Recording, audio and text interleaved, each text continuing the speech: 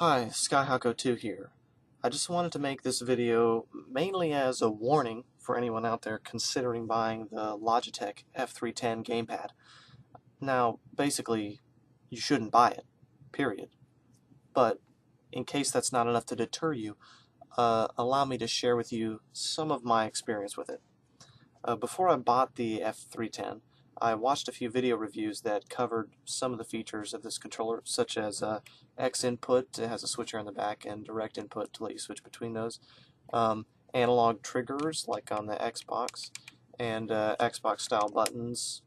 But don't let all these features fool you into thinking that this is a good gamepad, because there's one glaring flaw with this gamepad, and it's the dead zone on the joysticks. The dead zone on this gamepad is so huge that you're unable to do any kind of precision movement. In a first-person shooter, for example, as you move the joystick, at first nothing happens, but then once you get to the certain point, you're suddenly turning at top speed. So, I mean, sniping is totally out of the question. It's also difficult to control your running speed because the dead zone's so large that by the time you get past the dead zone, you're already running at a full sprint. If you're still not convinced, I should point out that the shoulder buttons also on this are very painful to use because you have to push them in quite hard. And if you let up just a little bit, they stop registering, even if they're still clicked in. And the joystick buttons have the same problem.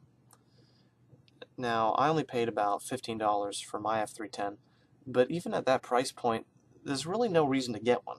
I still just use my old Logitech RumblePad 2 along with the Xbox 360 controller emulator, and that works a whole lot better.